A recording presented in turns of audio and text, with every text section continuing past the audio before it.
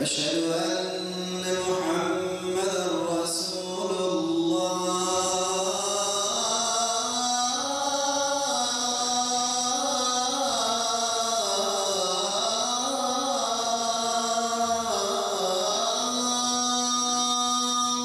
الحمد لله نحمده ونستعينه ونستغفره ونعوذ بالله من شرور أنفسنا ومن سيئات أعمالنا. من يهد الله فلا مضل له ومن يضلل فلا هادي له. نشهد أن لا إله إلا الله وحده لا شريك له ونشهد أن سيدنا محمدًا عبده وحبيبه ورسوله. Ey Muhammed Mustafa sallallahu aleyhi ve sellem gönül veren değerli mümin kardeşlerim. Allah Resulü sallallahu aleyhi ve sellem bir gün ashabıyla otururlarken, sohbet ederlerken ashabına şu soruyu yöneltiyor. Müflis kimdir biliyor musunuz diye sordular. Orada bulunan sahabe-i kiram müflis malını, mülkünü kaybetmiş, iflas etmiş kimseler ya Resulallah diye cevap verdiler. Bunun üzerine Allah Resulü sallallahu aleyhi ve sellem aksine gerçek müflis şu kimsedir. Kıyamet günü kıldığı namaz, tuttuğu oruç ve verdiği zekat da gelir. Ancak dünyadayken şuna sövmüş, buna iftira atmış, ötekinin malını yemiş, berikinin kanını dökmüş ve şunun başkasını sövmüştür. Başkasına da sövmüştür. İhlal ettiği bu hakların karşılığı olarak onun iyiliklerinden alınacak, hakkını çiğnediği kişinin amel defterine yazılacaktır, kaydedilecektir. Bu dünyada ehli imanla beraber hareket etmeyip de ehli küfürle beraber hareket edip sırtını ehli küfre dayayan, küfre maşalık yapanlar aslında bu dünyada da ahirette de müflistirler.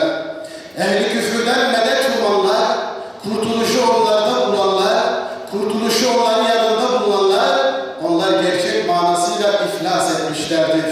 Onun için mümin olarak, Müslüman olarak hak ve hukuklara riayet etmeliyiz. Çünkü Müslüman hakkı ve hukuku, adaleti tesis edendir. Çünkü hak Allah Azze ve Celle'nin ismidir. Yeryüzünde hangi bölgede yaşarsa yaşasın, Müslümanın tesis edeceği, Müslümanın yerine getireceği hukuk, adaletten başka bir şey olmamalıdır. Allah Resulü sallallahu aleyhi ve sellem buyururlar. Men kânet indehu mazlimetun li afihi ev min ardihi şey'un. Sizden erkin bir mümin kardeşinin iffetine, namusuna, hakkına ve hukukuna tecavüz etmişse, hakkını çiğnemişse فَلْيَتَحَلَّلْهُ مِنْهُ الْيَوْمَ قَبْلَ أَنْ لَا يَكُونَ دِينَارٌ وَلَا دِرْهَمٌ. Dinarın, yani paranın ve pulun, yani makamın ve mevkinin tesir etmediği, hiçbir hesabın o dünyada geçmediği, bankadaki paralarımızın, hesaplarımızın ahirette geçmediği diyor Allah. Bir zaman dilimi gelmeden önce, yani mahkeme-i kübra kurulmadan önce, yani Cenab-ı Hakk'ın karşısında saf dizilmeden önce bu dünyadayken kardeşinizden helalleşin.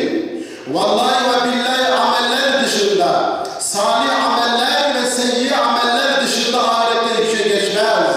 Salih ameller şahsı cennete götürür, kötü ameller ise şahsı sahibini cehenneme götürür. Kardeşlerim, herkesin hakkını müdafaa etmek, herkesin hakkını muhafaza etmek mecburiyetindeyiz. Evimizde yaşıyorsak, çoluk çocuğumuzun, anne babamızın, akrabalarımızın, komşularımızın, tabiattaki bütün varlıkların hak ve hukukuna riayet etmek mecburiyetindeyiz. Kadın hakları deniyorsa, kadınların hakkını riayet etmek mecburiyetindeyiz. Haklarına riayet etmek mecburiyetindeyiz. Ama kadın hakları savunayım derken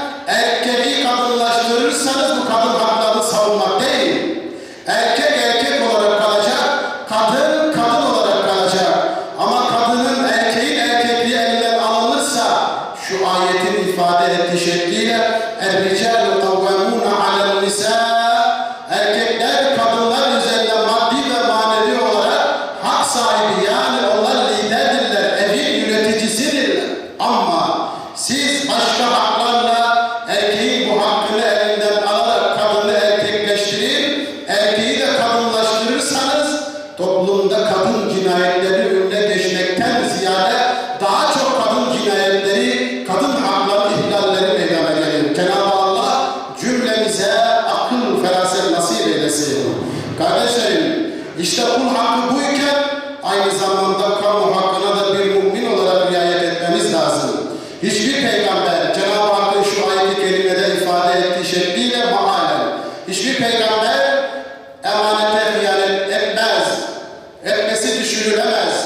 Kim emanete, devlet malına, kamu malına ihanet ederse kıyamet günü hainlik ettiği şeyin günahı boynuna asılı olarak gelir. Onun için kardeşlerim, hangi makam ve mevkiye sahip olursak olalım, makamları saymayacağım, mevkileri saymayacağım. Bir makama oturduğumuz günden emekli olduğumuz ya da ayrıldığımız güne kadar maaşımız dışında eğer sahip olduğumuz bir mal varsa vallahi ve billahi bunun hesabı çok ağırdır. Çünkü Allah o makamı bize tevdi etmişse, bahşetmişse millete hizmet etmek için verilmiştir. Yoksa yolsuzluk yapılsın diye, yoksa adamlar kaynısın diye, yoksa ihalelere fesat karıştırılsın diye o makam ve mevki bize tevdi edilmemiştir. Bu hadis bize her şeyi anlatıyor ve dikkatli davranmamızı önemli arz etmektedir Cenab-ı Hak. Onun için değerli kardeşlerim, Müslüman yaşadığı toplumda hak ve hukuktan ayrılmayacak. Söylemleriyle ve eylemleriyle dürüst davranacak, haktan ve hukuktan ayrılmadan bütün Müslümanlara, insanlara eşit göze bakarak onların hakkını ve hukukuna riayet edecektir. Aksi takdirde bir Müslümanın hak ve hukuk anlayışı doğru tespit edilemez ve belki yaşadığı toplumda en büyük zulümle baş başa kalacaktır. Bakınız Peygamber Efendimiz sallallahu aleyhi ve sellem buyururlar. Veda hutbesinde insanlara seslenerek, aslında o günkü şahısta, ashab-ı kiramın şahsında gelecek olan, kıyamete kadar yaşayacak olan bütün beşeriyete ders verir nitelikte, bütün derneklere ve vakıflara, bütün STK'lara ders verir nitelikte Allah Resulü sallallahu aleyhi ve sellem şöyle buyururlar, ifade ederler. Ey insanlar! Hepinizin Rabbi birdir. Hepinizin babası birdir. Hepiniz Adem'den, Adem ise topraktandır. İçinizde en üstün olanınız Allah'tan, en çok o korkanlarınızdır. Ey insanlar! Bugününüz nasıl mukaddes bir gün ise, bu şehriniz nasıl mukaddes bir şehir ise, biliniz ki canlarınız, mallarınız, ferzlarınız da siz Rabbinizle kavuşuncaya kadar dokunulmazdır ve kutsaldır. Biliniz ki cahiliye devrinin faizciliği artık kaldırılmıştır. İlk kaldırdığım faiz Abdülmuttalib'in oğlu Abbas'ın faizidir. Cahiliye devrinde güdülen tüm kan davaları kaldırılmıştır. Size iki şey bırakıyorum. Bunlara sarıldığınız müddetçe sapıtmaz, haktan şaşmaz ve aldatılmazsınız. Biri Allah'ın kitabı, diğeri elçisinin sünnetidir. Bunları ilan ettikten sonra uzun uzadıya veda hutbesini ilan ettikten sonra o kalabalık topluluğu şahit kabul ederek şöyle seslenir Hz. Muhammed Aleyhisselatü Vesselam. Şahit ol ya Rab, şahit ol ya Rab, şahit ol ya Rab. Biz de Hz. Muhammed Aleyhisselatü Vesselam'a şu ulu camide namaz kılan müminler olarak, şu ulu camide alnı secdeye varan müminler olarak şahit oluyoruz.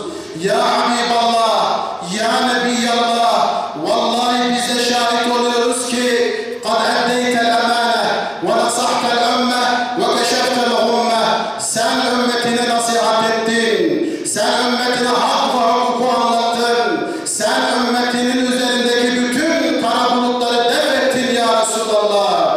Ya Resulallah, şahit oluyoruz ki şu yeryüzündeki çağdaş Namrutlar, şu yeryüzündeki çağdaş Ebu Cehiller ve Ebu Lehebler, çoluk çocuk demeden, yaşlı kadın demeden, nefsine Resulallah, ya Habiballah, sen bize şu miras olarak bıraktığın Kur'an ve sünnete, ümmeti Muhammed'in tekrar Kur'an ve sünnete dönmesini Cenab-ı Hak'tan niyaz ediyoruz.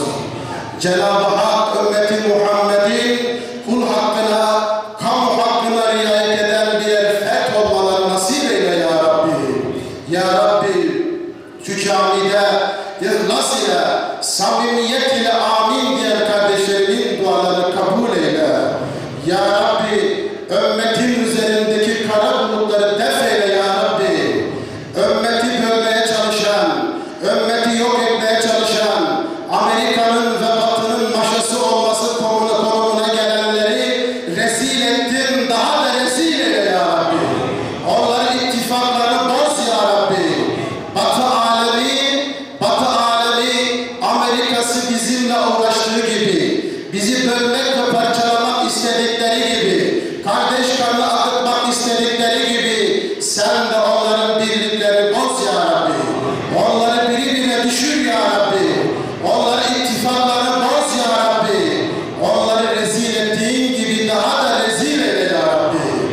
Ya Rabbi, şu memlekette ve İslam aleminde ümmetin birliği için ve kardeşliği için mücadele eden kardeşlerimizi muvaffak eyle ya Rabbi. Zalimlere, müfsitlere ve fasıklara, bozgunculara fırsat verme ya Rabbi. Amin. Ela inne ahsenel kelam ve ebla'n nizam. Kelamullahil melikil azizil allam. Kema kâlallahu tebâreke ve teâlâ fil kelam. Ve izâ kuriyel Kur'ân festemi'û leh. Ve ensitu leallekum turhamun. Euzu billahi mineşşeytanirracim. Bismillahirrahmanirrahim. İnned-dîne indallâhil İslam.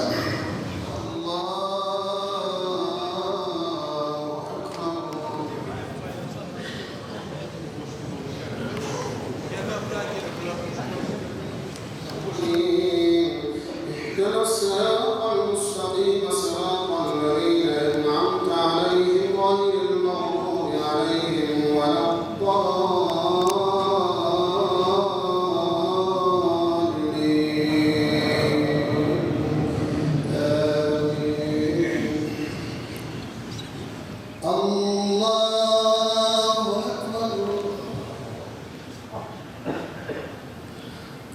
سمع الله لمن حمده الله أكبر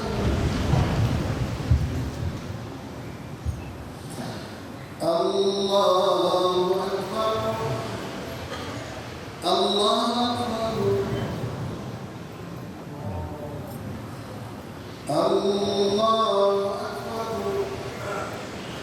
الله أكبر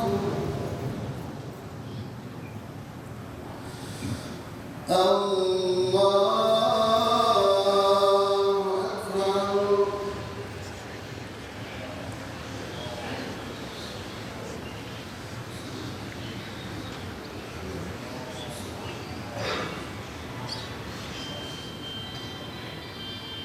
السلام